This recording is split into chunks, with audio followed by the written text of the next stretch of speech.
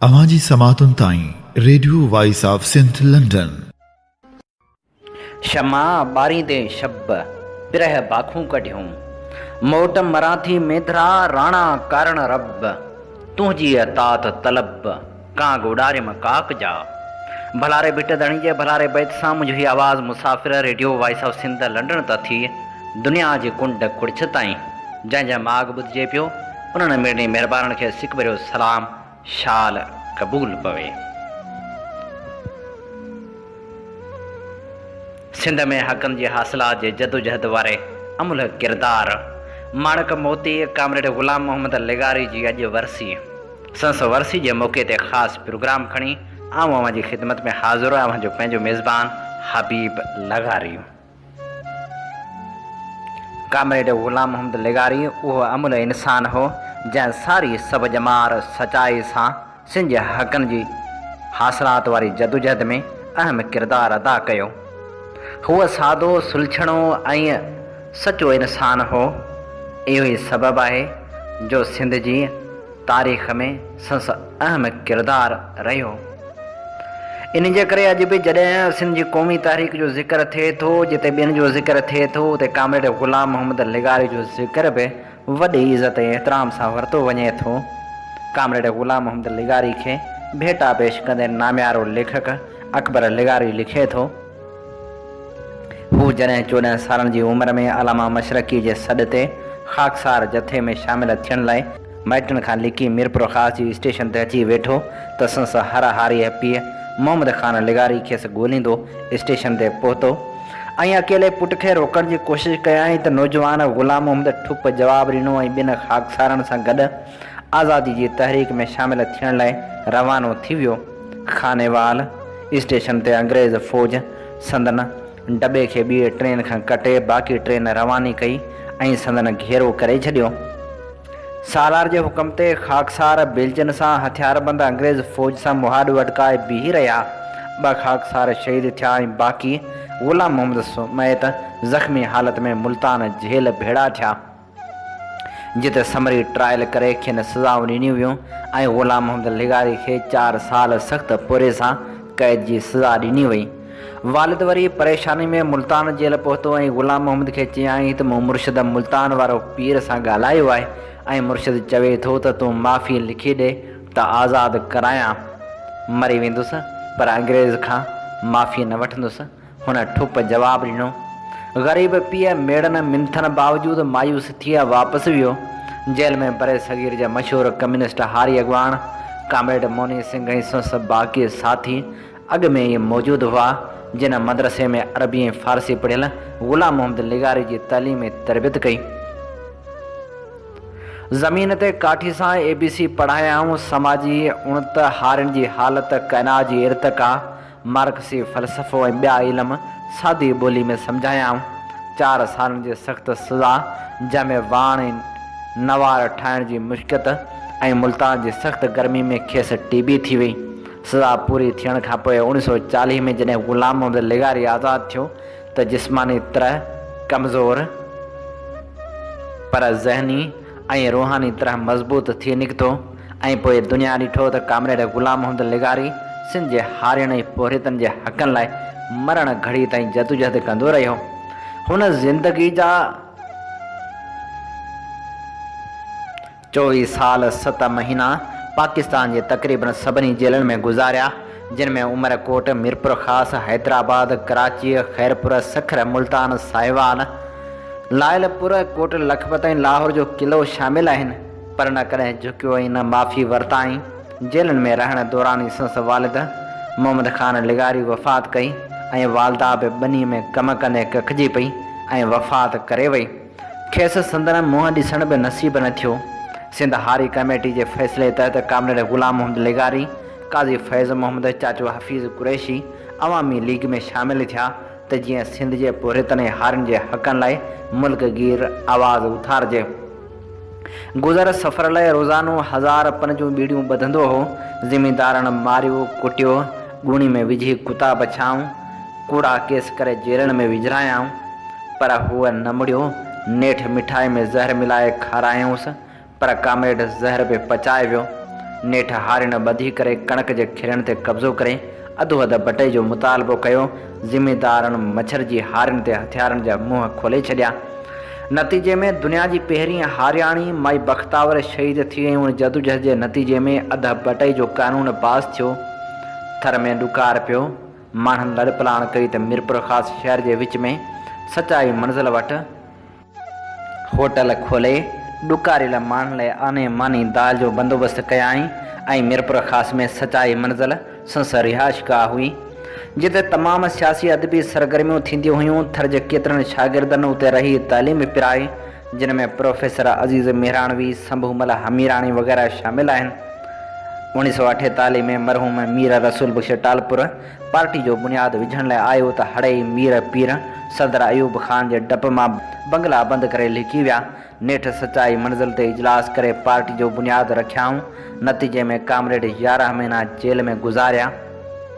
1948 में ई हारी कमेटी जे लाड़काणे में इजलास खां पोइ कंहिं चयो त ज़ुल्फ़िकार अली भुट्टो अयूब जी वज़ारत मां लहण खां पोइ अल मुर्तज़ा ते अकेलो वेठो आहे, हली मुलाक़ात करियूं। बहस मुबाहिसे खां पोइ नेठ हैदर बख्श जतोई कामरेड ग़ुलाम मोहम्मद लेगारी, मौलवी नज़ीर हुसैन जलाली ऐं ॿिया भुट्टो साहिब सां मिलण विया त ज़ुल्फ़िकार अली भुट्टे छूट में चयो त आउं हाणे वज़ीर न रहियो आहियां, अव्हीं कीअं आया आहियो? त कामरेड ग़ुलाम मोहम्मद जवाबु ॾिनसि त गौर सां ॾिसो, अव्हीं जेसि ताईं वज़ीर हुआ त असां मां को अव्हां सां मिलण आयो? अव्हीं हाणे वज़ीर न आहियो तॾहिं त असीं मिलण आया आहियूं। कामरेड ग़ुलाम मोहम्मद लेगारी सचार ऐं बेबाक सहाफ़ी बि हो। मीरपुर ख़ासि मां हफ़्तेवार सचाई ऐं बेदारी अख़बारूं बाक़ाइदगी सां शाया कंदो रहियो। कई भेरा अख़बारनि ते पाबंदी पियसि। प्रेस जी ज़ब्तगी ऐं जेलनि खे मुंहुं ॾिनाई। इक़्तिदार में अचणु शर्त भुट्टे साहिब वारंट कढिया त कोयटा में जलावतनी जी ज़िंदगी गुज़ारियाई ऐं उतां खां बि रोज़ाना सचाई उर्दू में जारी कयाई ऐं मीरपुर ख़ासि प्रेस क्लब जे बानी मेंबरनि मां हिकु हो। हिकु भेरो जेल में हूंदे मीरपुर ख़ासि म्यूनिसिपल जो मेंबर ऐं आख़िरी भेरो 1980 में ज़िले काउंसिल मीरपुर ख़ासि जो मेंबर चूंडियो वियो। खिल भोग चर्चा ऐं तनज़ो मज़ाक़ संस ज़िंदगी जो ख़ासि हिसो हुआ। क्लासिकल मौसीक़ी ऐं सूफ़ी राग सां तमामु घणो शगुफ़ रखंदो हो। फ़क़ीर अब्दुल गफ़ूर, ढोल फ़क़ीर ऐं मुराद फ़क़ीर बाक़ाइदगी सां सचाई मंज़िल ते ईंदा हुआ ऐं राग जूं महफ़िलूं रचाईंदा हुआ। 1980 वारी चूंड दौरान मरहूम पीर साहिब पागारो मुस्लिम लीग जे उम्मीदवार ख़ान बहादुर ग़ुलाम मोहम्मद वसाण जे वर्क कंदो ॻोठ फ़क़ीर ग़ुलाम अली लेगारी आयो त कामरेड मरहूम बि वर्क कंदो उते पहुतो ऐं पीर साहिब सां मुलाक़ात दौरान पुछो त कामरेड अव्हीं कंहिंजा मुरीद आहियो? कामरेड जवाबु ॾिनो त ॾाॾो अव्हां जी दरगाह जो ऐं बाबा मुल्तान वारनि जे पीरनि जो मुरीद हो, बाक़ी आउं पाण पीर आहियां। पीर साहिब उन ॻाल्हि ते देर ताईं खिलंदा रहिया।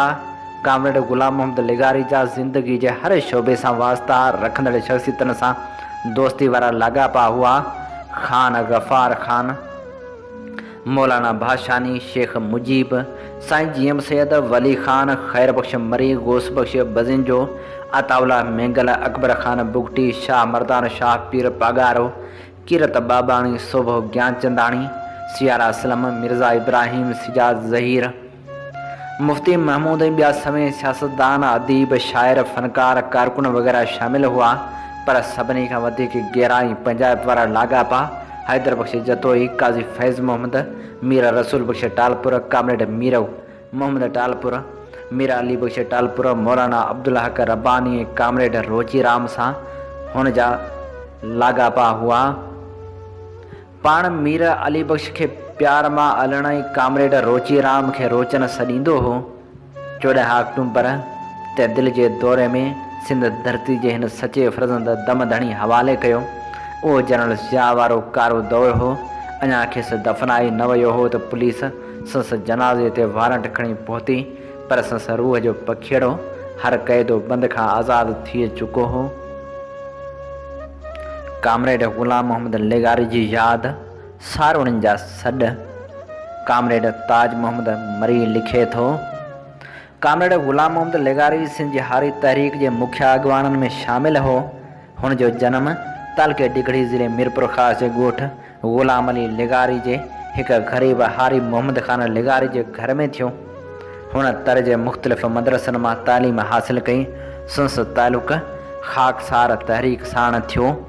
ॿियनि ख़ाकसारनि साण लाहौर वेंदो हुआ खानेवाल स्टेशन ते गिरफ़्तार थियो ऐं मुल्तान जेल मोकिलियो वियो, जिते खेसि जेल भोगणो पियो।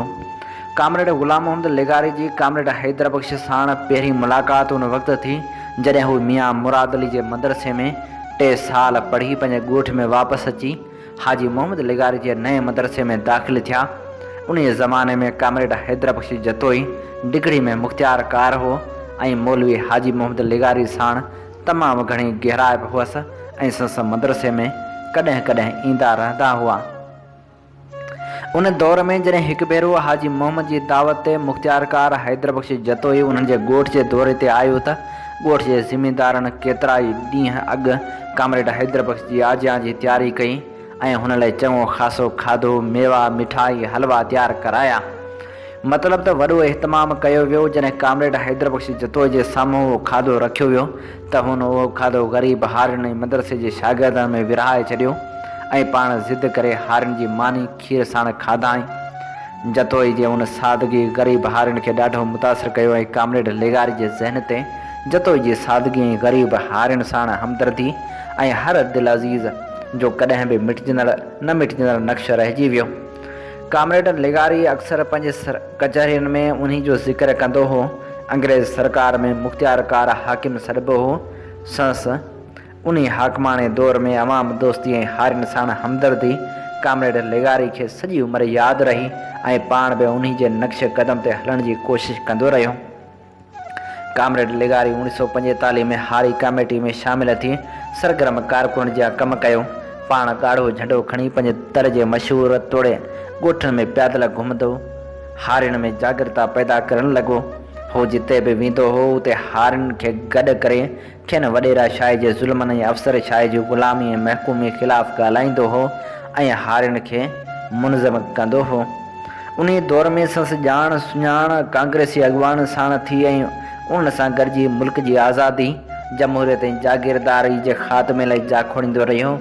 1943 में हुन मकानी इदारनि जे चूंडनि में हिसो वरितो। उन दौर में वॾेरनि ख़िलाफ़ु चूंड विढ़ण जो तस्वर कोन हो। पाण सूबाई असेंबली जूं चूंडूं पिणु विढ़ियूं। उन्हनि चूंडनि दौरान तिब्काती शऊर हुजण करे खेसि नवां तजुर्बा बि थिया। उन तक वारी चूंड में 2 वॾा ज़िमीदार ऐं असर रसूख़ रखंदड़ ग़ुलाम मुस्तफ़ा भुरगड़ी ऐं इमाम बख्श टालपुर बीठल हुआ। उन जे मुक़ाबले में हारी जो पुटु ग़ुलाम मोहम्मद लेगारी चूंड विढ़े। उहो तर में नओं तजुर्बो हो जंहिं साण हारियुनि में उत्साह पैदा थियो त वॾेरनि जे मुक़ाबले में हिकु ग़रीब हारी बीही सघे थो। जेतोणीकि उन चूंड में ग़ुलाम मुस्तफ़ा भुरगड़ी कामयाबु थियो, पर कामरेड लेगारी बि चङा ख़ासा वोट खंया। 1951 में ज़िले लाड़काणे जे कंबर वारी सीट ते निढियुनि चूंडनि में कामरेड हैदर बख्श जतोई चूंड विढ़ियो। संस मुक़ाबलो नवाब ग़ैबे ख़ान चांडे जे पोटनि सुल्तान अहमद चांडे साण हो। उन्हनि चूंडनि दौरान कामरेड ग़ुलाम मोहम्मद लेगारी ऐं ॿिया केतिरा ई हारी अॻुवान मुहिम हलाइण लाइ अची उते कैंप क़ाइमु कई हुआ। कामरेड लेगारी ते हारी तहरीक जी प्रोपेगेंडा जी ज़िम्मेवारी रखियल हुई।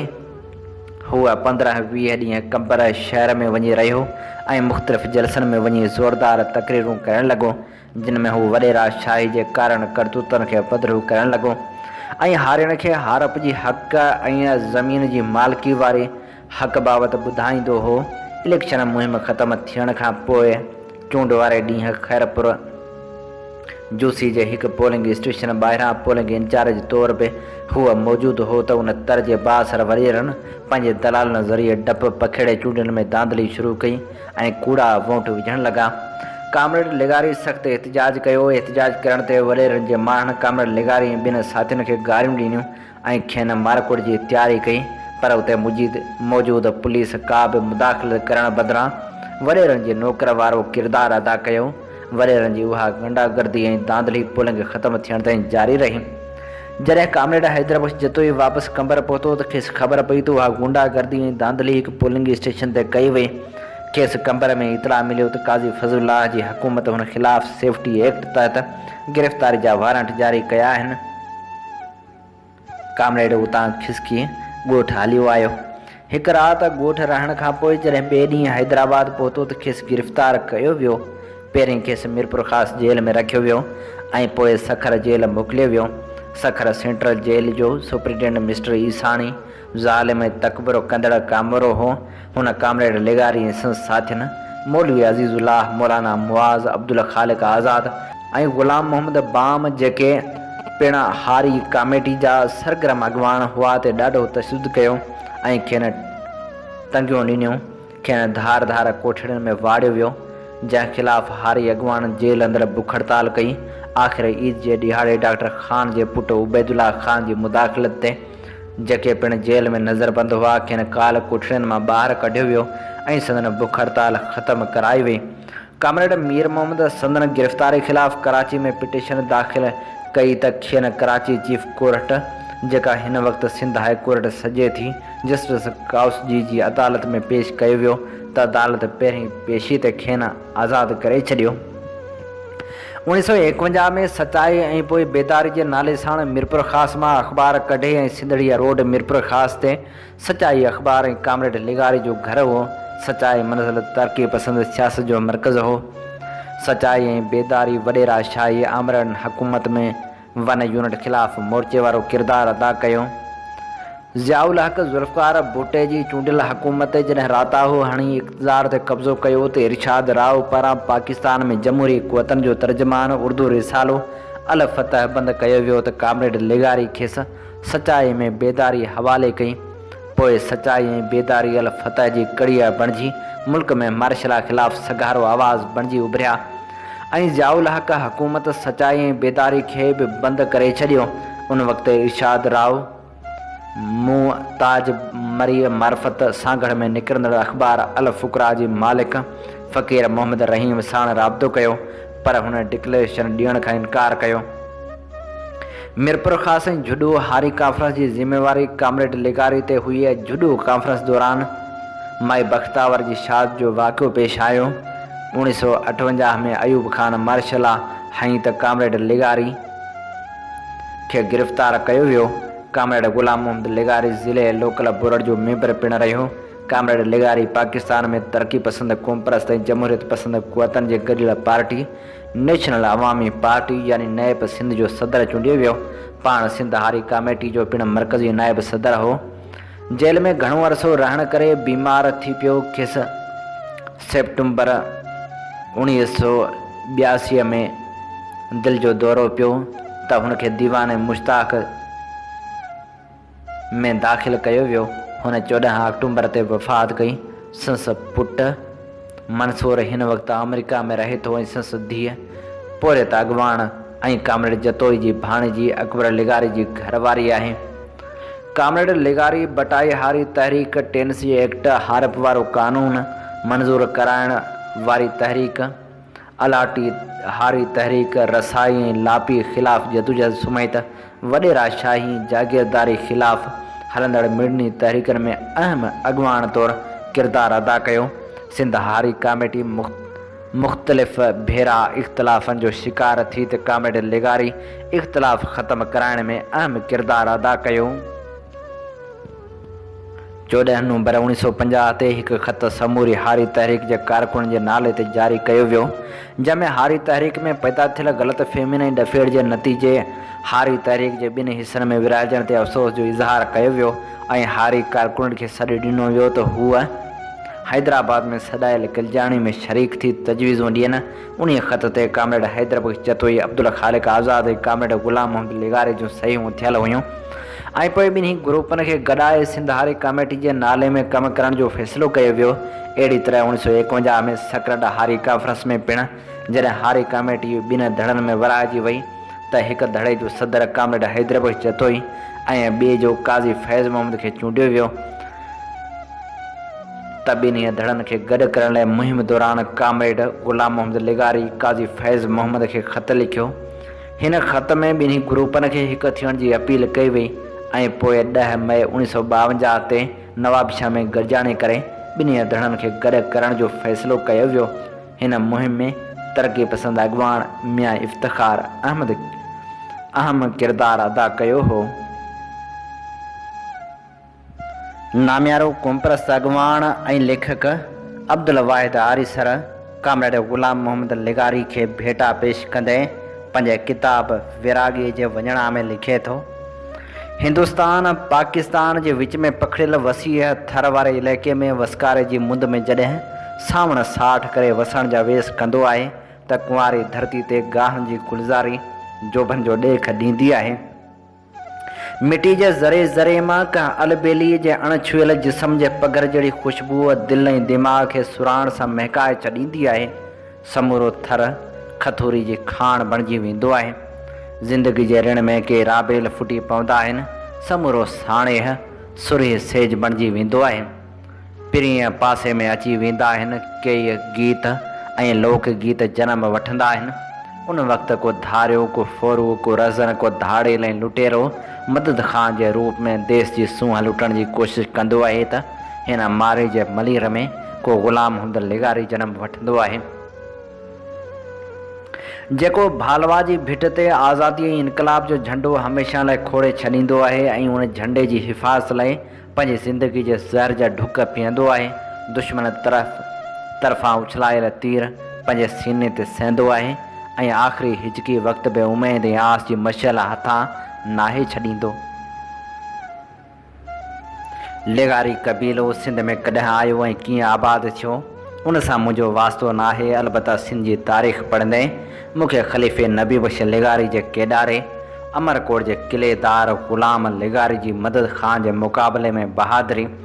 ग़ुलाम मोहम्मद लेगारी खोंबड़ी वारे जे हिनण सिटण त ईअं सरज़मीन सिंध मादरे मां बलूचिस्तान अस्त सरज़मीन सिंध असां बलोचनि जी माउ आहे।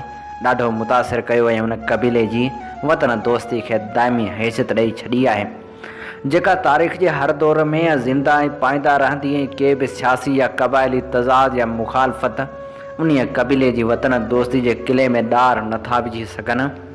1977 में मौला बख्श लेगारी ऐं कराची सेंट्रल जेल में हुआसीं। उते मौला बख्श लेगारी खे हिकु ॾींहुं सरदार शेरबाज़ मज़ारी चयो त लेगारी त गद्दार थींदा आहिनि, तूं कीअं वतन दोस्त थी जेल में आयो आहीं।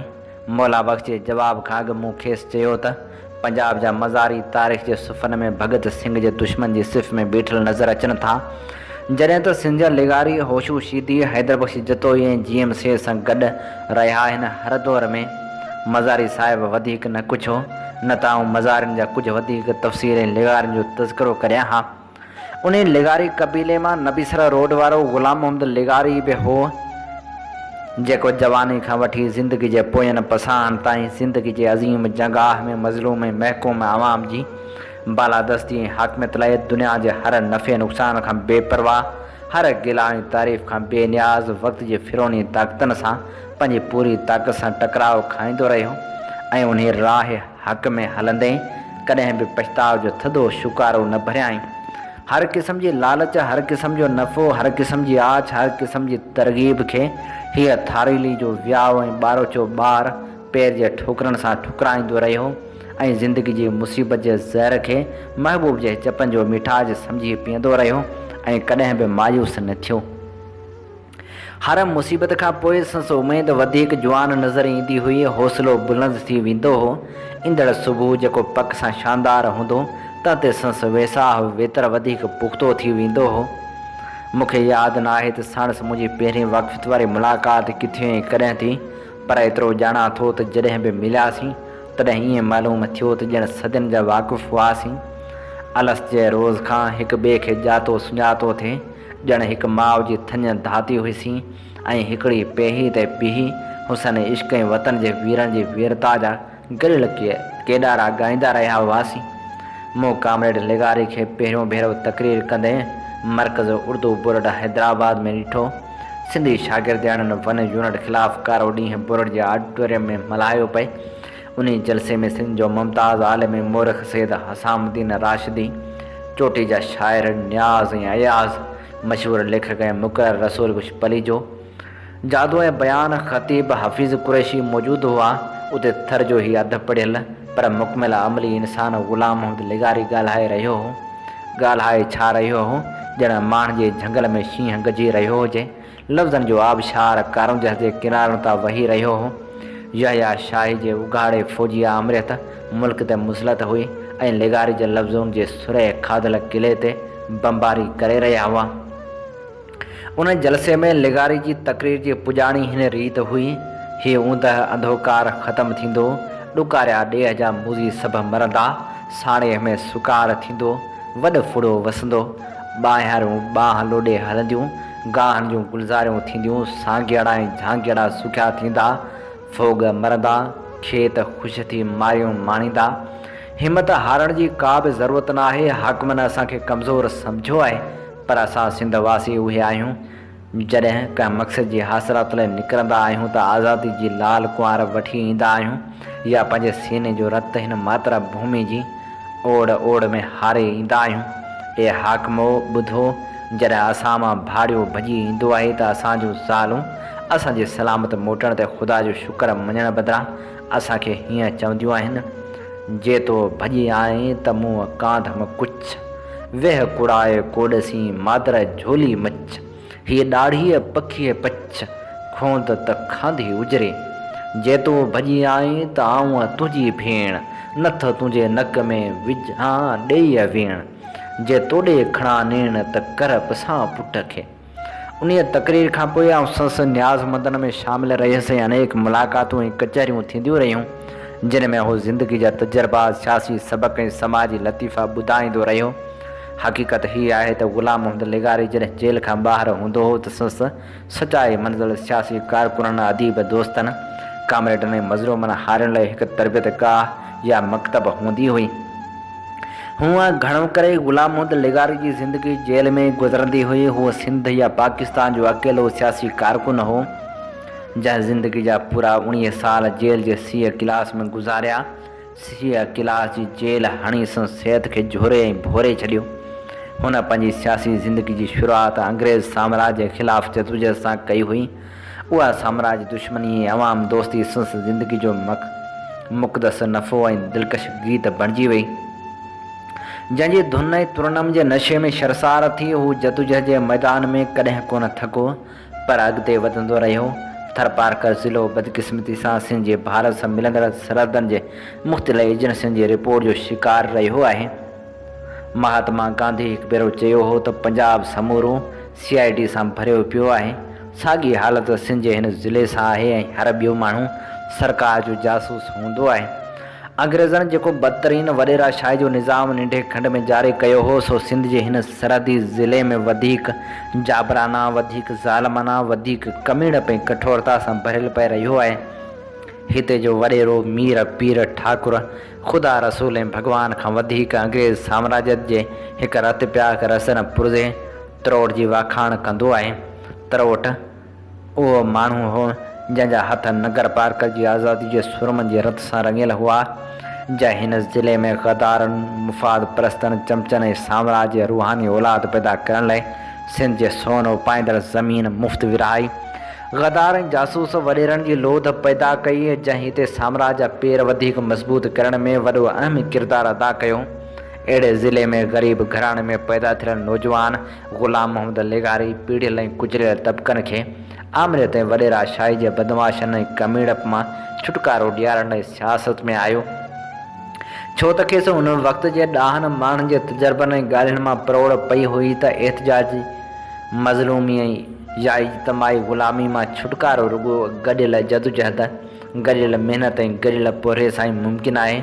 ऐं उहा गॾियल जदोजहद, गॾियल महिनत ऐं गॾियल पोरियो जेसि ताईं ज़ालिम तबिक़नि, फोरो क़ौमनि ऐं गासिब टोलनि खां ज़ुल्म ॾाढई परमारित जा हथियार फुरे पंहिंजे हथ वस नथो करे, यानी रियासती इदारनि ते कब्ज़ो नथो करे, उन वक़्त ताईं इनफ़रादी चङाई, इनफ़रादी ख़ैरियत ऐं इनफ़रादी अमल काई हैसियत नथा रखनि। उहो आहे अवामी इनक़लाब जो सादो मफ़हूम। उहो इनक़लाबी अमल दुनिया जी मञियल सचाई मूजिबि रुॻो सियासी मैदान में जदोजहद सां ई मुमकिन आहे। ग़ुलाम मोहम्मद लेगारी उन माना में पहिरियों मुहब वतन, साम्राज्य दुश्मन, इंसान दोस्त इनक़लाबी हो जेको इनक़लाब लाइ ज़िंदा रहियो, इनक़लाब लाइ विढ़ियो ऐं इनक़लाब लाइ विढ़ंदे विढ़ंदे मरी वियो। पर न आस जी रोशनी खे झको थियणु ॾिनाई, न वरी हिमत जी लाट विसामणु ॾिनाई। संस वफ़ात खां कुझु ॾींहं अॻु जी लिखियल डायरी जो मफ़हूम संस आस ऐं हिमत वारे जज़्बे जो उपटार करे थो। हूअ लिखे थो, अधो उमिरि जेल में गुज़री ऐं अधु रेल में, कुदरत तरफ़ां मोरसी तरह का बि दौलत या नेमत नसीब न थी हुई, रुगो सेहत वारी नेमत मिलियल हुई, सा बि खसिजी वई आहे। सम्झां थो त हाणे वक़्तु पूरो थियण ते आहे। सॼी उमिरि विढ़ंदे गुज़री वई, आज़ादी इनकलाब नसीब न थिया, पोइ बि नाउमेद न आहियां। आज़ादी जी गाड़ी कुंवार ईंदी, इनकलाब जो झंडो हथ में खणी मुंहिंजा साॻे झांगे ज़रूरु उथंदा ऐं सोभारा थींदा, उहा पक थम। कामरेड जी आस ऐं हिम्मत सां भरपूर उहा अज़ीम जदोजहदी हुई, जंहिंखे थरपारकर जहिड़े सियासी तरह यतीम ज़िले में जिते मीरनि पीरनि वॾेरनि जी सदाई हिकु हटी क़ाइमु आहे ऐं जेके हिन ज़िले जा फ़िरौन बणिया वेठा हुआ, सियासी तरह बुलंद मक़ाम ते पहुचायो ऐं हूअ पाकिस्तान जे पहिरें सिफ़ जे लीडरनि में लिखजणु लॻो। मीरपुर ख़ास में संसद रिहाइशगाह सचाई मंज़िल ते समूरे पाकिस्तान जा सियासी लीडर ईंदा वेंदा हुआ ऐं रब पिछ पीअ वेंदा हुआ। पाकिस्तान में जमहूरियत जा इनकलाब जी ॻाल्हि कंदड़ लीडर जॾहिं थरपारकर ज़िले में दाख़िल थींदा हुआ त सरकारी मशीनरी जे डप ऐं वॾेरा शाही जी रिवायती बुज़दिली जे करे खेनि किथे बि तक़रीर लाइ जॻह न मिलंदी हुई। उन वक़्तु सचाई मंज़िल वाहिद जॻह हूंदी हुई जंहिंजा दरवाज़ा सभिनी हुकूमत मुख़ालिफ़ लीडरनि लाइ खुलियल रहंदा हुआ। उन्हीअ सचाई मंज़िल ते अब्दुल हमीद भाषानी, वली ख़ान, ज़ुल्फ़िकार अली भुट्टो, संजीम सैयद, सैरवर्दी ऐं ॿिया आया ऐं अवाम जे हुजूमनि खे पंहिंजो प्रोग्राम ॿुधाए विया। अहिड़े हिकिड़े प्रोग्राम जे सिलसिले में पाकिस्तान में मुख़ालिफ़ धुर जो चोटी जो लीडर हुसैन शहीद सैरवर्दी थरपारकर में आयो ऐं खेसि सचाई मंज़िल खां सवाइ किथे बि जाइ पनाह न मिली।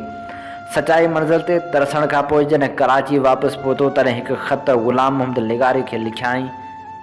हुन लिखियो, मुंहिंजा प्यारा लिगारी साहिबा, आउं सचपच इहो ॾिसी ॾाढो ख़ुशि थियो आहियां त अवां मीरपुर ख़ास में कहिड़ो न बहितरीनु कमु कयो आहे। जेतोणीकि आउं मीटिंग जी कामयाबी खां ॾाढो मुतासिर थियो आहियां, पर उनखां बि वधीक मूंखे इहो ॾिसी ॾाढी ख़ुशी थी आहे त अवां ग़ैर मामूली कमु कयो आहे ऐं अवां असांजे अवाम जे हेठि तबक़नि जो सचूं ख़िदमतूं कयूं आहिनि। उन समूरे बंदोबस्त लाइ जेको अवां कयो हो, अवां जी वॾी महिरबानी। अवां जे रोशन मुस्तक़बिल जो ख़्वाहिश आहियां। अवां जो मुख़लिस हुसैन शहीद सहरवर्दी। ग़ुलाम मोहम्मद लिगारी जी सियासत बुनियादी तरह हारियुनि जी तनज़ीम में तबक़ाती शऊर पैदा करे वॾेरा शाही जो तख़्त फ़िरौनी ऊंधो करण ते ॿधल हुई। उन सियासत खे अॻिते वधाइण लाइ हू पाकिस्तान जी हर तरक़ी पसंद ऐं जमहूरियत दोस्त तनज़ीम में तहरीक में शामिल थींदो रहियो, पर हुन जॾहिं बि ॾिठो त का बि आल पाकिस्तान नाम निहाद तरक़ी पसंद जमायत संस मक़सद ऐं बुनियादी सियासत जी राह में रुकावट बणिजी रही आहे त हूअ हिकदमि उन तनज़ीम तहरीक खे छॾे पंहिंजे हारी प्लेटफार्म ते मोटी ईंदो रहियो।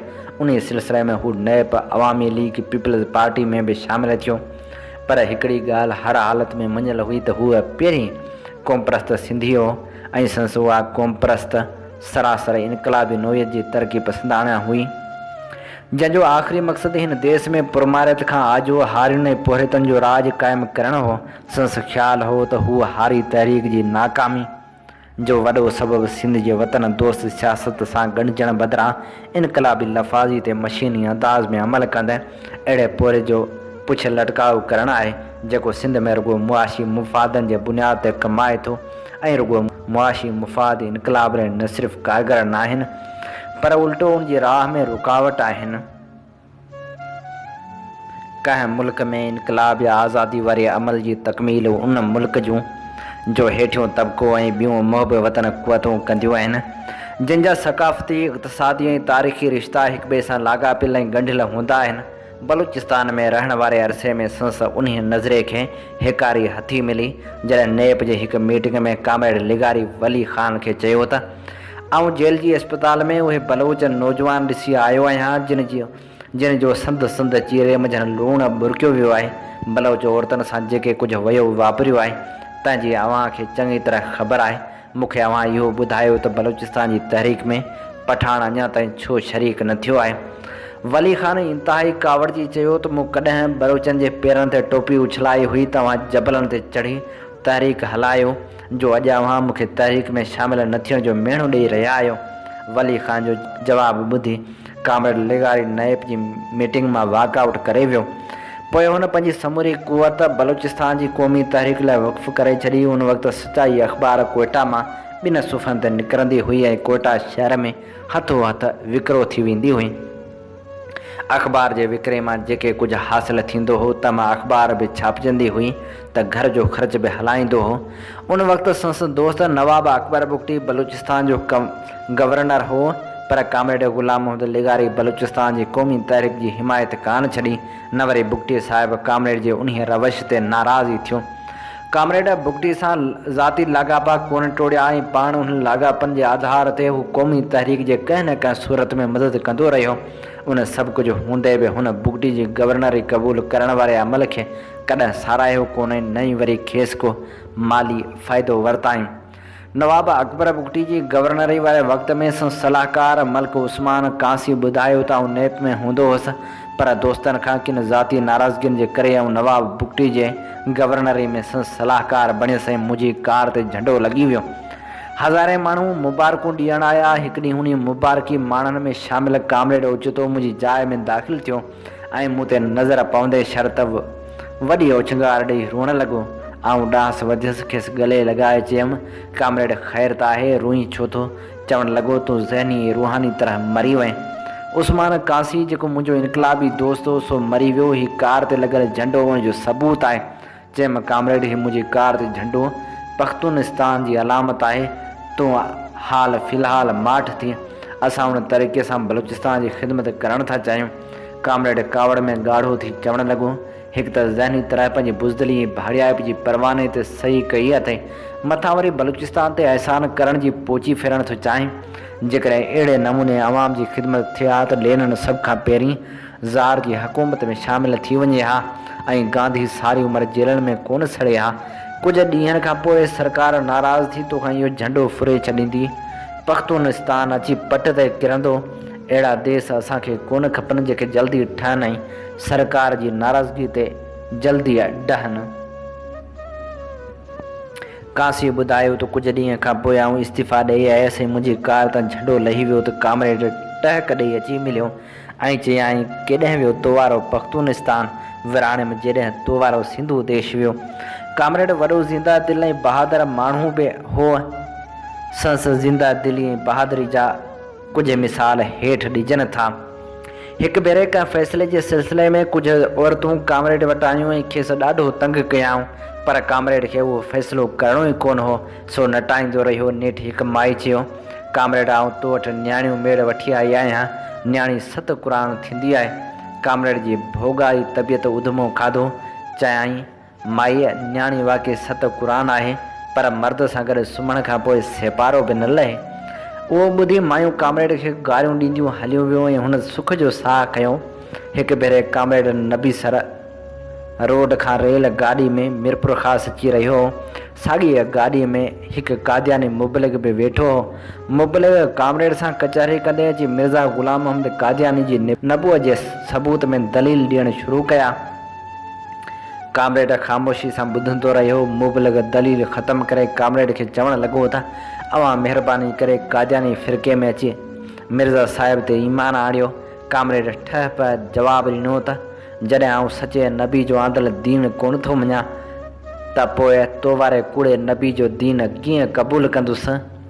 कादियानी मुबलिग हैरान थी कामरेड जे मुंहं में ॾिसंदो रहिजी वियो। कामरेड हिकु भेरे मूंखां पुछियो, कॾहिं तुंहिंजे पीउ तुंहिंजी तक़रीर ॿुधी आहे?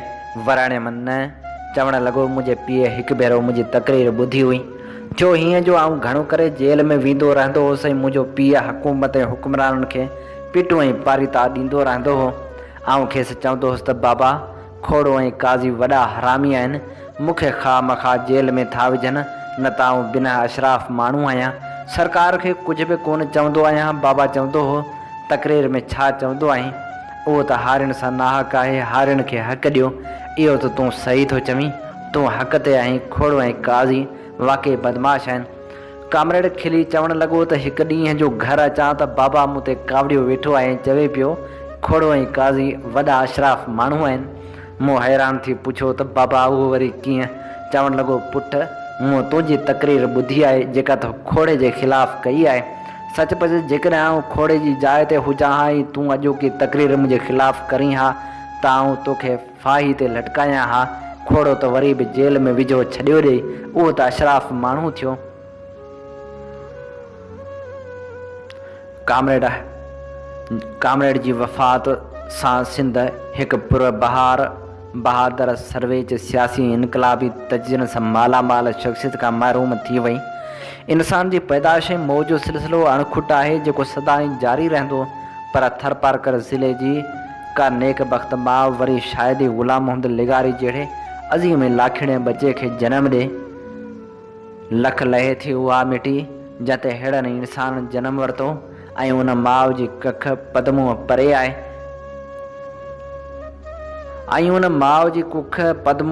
आहे जंहिंमें ग़ुलाम मोहम्मद जहिड़ो सदोरे सबा जे सुलछड़े इंसान करार वरितो। इन ते ई अॼोके प्रोग्राम जा समूरा रंग हवाउनि में विखरी चुका। पंहिंजे मिज़बान हबीब लगारी खे ॾींदा इजाज़त इन साॻी दुआ सां, वसे भिट तुंहिंजी भलारा सदा सदा देस परदेस सारा वसन, कॾहिं सिंध जी न मेरी थिए, कॾहिं मोड़ तुंहिंजा न मुरझाए जन। सिंध मुंहिंजी अमा सूह तुंहिंजी मथां छा लिखी, छा लिखां छा लिखी, छा लिखां। सिंध मुंहिंजी अमा दुनिया जा सिंधियो हिक मुठ थी सिंध बचायो। सिंध मुंहिंजी अमा सूह तुंहिंजी मथां छा लिखी, छा लिखां। सिंध जो क़ौमी आवाज़ radio voice of Sindh London.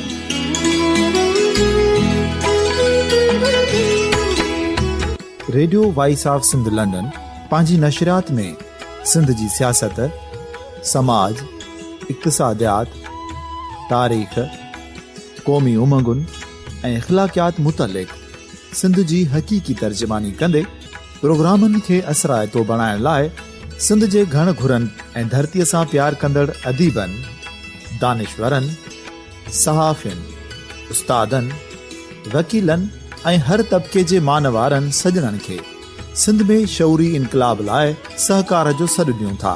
अचो त गॾिजी सूफ़ियुनि ऐं संतनि वारी सिंध जो ओज हिकु मुठ थी वरी वापसि आणण वारे सफ़र जा साथारी बणिजऊं।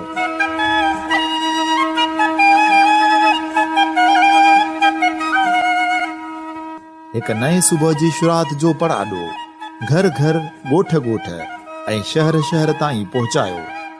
शाल सिंध आबाद ऐं ख़ुशहाल थिए, सिंधी माण्हू सुखियो ऐं सताबो थिए।